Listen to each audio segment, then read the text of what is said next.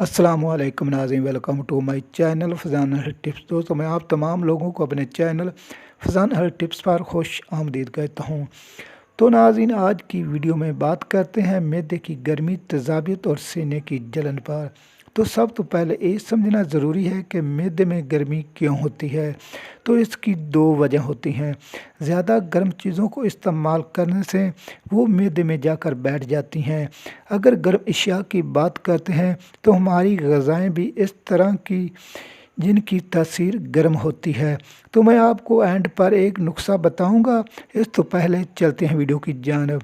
तो नाज़रीन, वीडियो को मज़ीद देखने से पहले अगर मेरे official YouTube channel Fazan health tips पर न्यू हैं तो इसको सब्सक्राइब कर लें और साथ ही खड़ी हुई घंटी को दबा दें, ताकि इस तरह की तमाम इन्फॉर्मेशन वीडियो का नोटिफिकेशन आपको सबसे पहले मिल सके।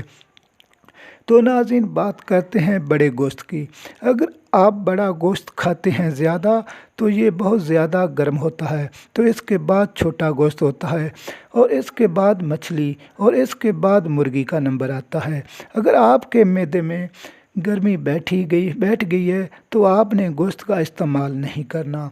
अगर आपने गोश्त का इस्तेमाल करना है तो आप मुर्गी का इस्तेमाल करें और ये भी थोड़ा कम करें। जो अपने किचन में मसाला जात होता है इसकी तासीर भी गर्म होती है, इसलिए आपको मसाले का इस्तेमाल कम करना चाहिए और जितने मसालेदार खाने हैं इनको भी कम खाना चाहिए। और जिन खट्टी चीज़ें होती हैं इनकी तासीर भी गर्म होती है। तो इसलिए अगर आपने मैदे में गर्मी बैठी हुई है तो इन तमाम चीज़ों का इस्तेमाल कम तो कम करना चाहिए। और जो दूसरी चीज़ है वो है तेज़ाबियत। वो कैसे होती है? वो सीने की जलन होती है, डकार ज़्यादा आते हैं, गले में ख़राबी रहती है, पेट फुला रहता है, सांस लेने में मुश्किल पैदा होती है और इसमें दिमाग का अटैक हो सकता है। अगर गले की इन्फेक्शन भी हो सकती है। तो आपको ये तो पता चल चुका है कि मैदे में तेज़ाबियत होती है। इसकी दो वजूहात होती हैं।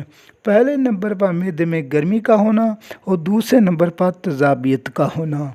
वो कौन सी ऐसी काम करने से गर्मी पर काबू पा सकते हैं? तो आपके खाने पीने में तब्दीली करनी पड़ेगी। तो आपने पेट भर कर खाना नहीं खाना। अगर आप पेट भर कर खाना खाते हैं तो आपके मैदे में तेज़ाबियत में इजाफ़ा हो जाएगा। अगर बात करते हैं रात के खाने की, तो सोने से पहले 3 घंटे खाना खाना चाहिए। खाना खाने के बाद वाक करना ज़रूरी है। अगर रात को मैदे में गर्मी या सीने में जलन वगैरह महसूस होती है तो आपने इस वजह से आपने ज़्यादा मसालेदार चीज़ें नहीं खानी, बल्कि खाने में मसाला कम होना चाहिए।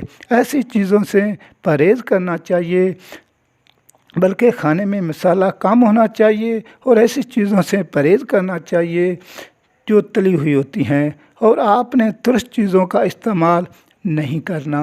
चाय और कॉफ़ी का इस्तेमाल कम करना है, इससे भी कोई मसला बन सकता है। अगर आप पानी कम इस्तेमाल कर रहे हैं तो आप पानी का इस्तेमाल बढ़ा दें। मैदे की तेज़ाबियत के लिए फ़ायदेमंद होता है।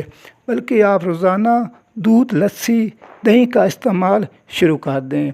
नाश्ते में दही, लस्सी ज़्यादा इस्तेमाल करें और दोपहर के खाने के साथ लस्सी का इस्तेमाल ज़रूरी है। और जिन चीज़ों में पानी ज़्यादा हो इनको अपनी ग़िज़ा में शामिल कर लें। मिसाल के तौर पे खीरा, तरबूज, इन चीज़ों का इस्तेमाल ज़्यादा करना है। उम्मीद है कि आज की वीडियो आपको काफ़ी पसंद आई होगी। वीडियो अच्छी लगी हो तो वीडियो पर लाइक, शेयर, कमेंट ज़रूर करें। मुझे अपनी दुआओं में याद रखें।